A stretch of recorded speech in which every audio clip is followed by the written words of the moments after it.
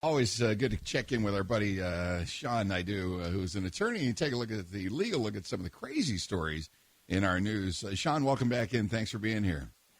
Good morning, JC. Good to be here.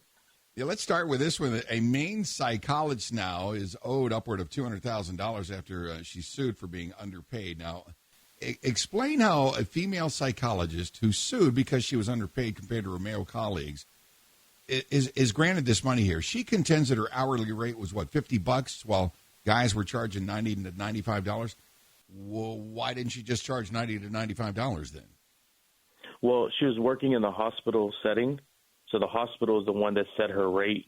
Oh. And so, this is a very interesting one, right? So they violated what they call the Maine Equal Pay Act, and the male. Yep. Yes, sir. It's a very interesting one because really what it's doing now is it's forcing, especially in the state of Maine, it's forcing them to, look at how they're paying male versus females and trying to, equalize that. So it's a very interesting. I might be naive to still believe that men are getting that much greater salaries than women in the same company doing the same jobs. I mean, if you're a psychiatrist, psychologist, and you're working for the hospital program, and you're just as good as your male counterpart, it would seem so obvious and common sense that the salary would be based on the job title, not the person in the job. Well, unless they've got 30 years experience versus 3, that might be a factor. But equal qualifications, equal time in the job, and just as good at the job as the next person, male or female. I mean, is this still a monster problem around this country? I do think it's still a problem. And like in this particular case, she brought it up to the administration. They admitted that they were paying her differently. And then what they did is they went and lowered the male salary, the two males, to $50 an hour.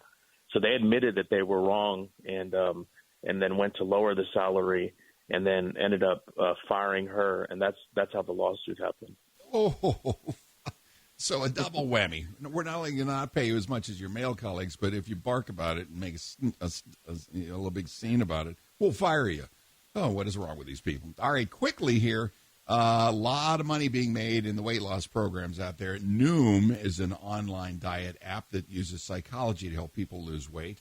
They've actually had some great success. I know a lot of people have tried this and done well. But this is what I don't like about a lot of different renewable subscriptions that are automatic. It happens with so many different apps and companies that you sign up, it's an annual fee, and then automatically they hit that card again, and you're like, whoa, I don't like the automatic. But so they lost a suit here when somebody sued them for automatically renewing a membership, right? Well, yeah, it's interesting, too. In this one, instead of them losing in the lawsuit, what they did, Noom, is they reached an out-of-court settlement, with the class action here. So it didn't go all the way to trial, but, Noom reached a settlement.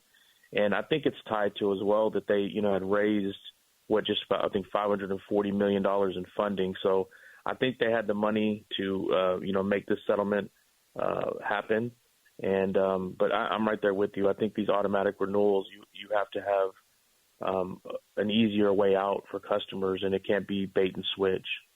Absolutely. At least a heads up. Hey, you're 30 days away from renewing this membership. Here's your final chance to, agree to this or get out of this. Otherwise, we're going to do it. At least a heads up that it's coming so you're not hit with it automatically. All right, buddy, I appreciate you. Thank you so much, Shaun Naidoo.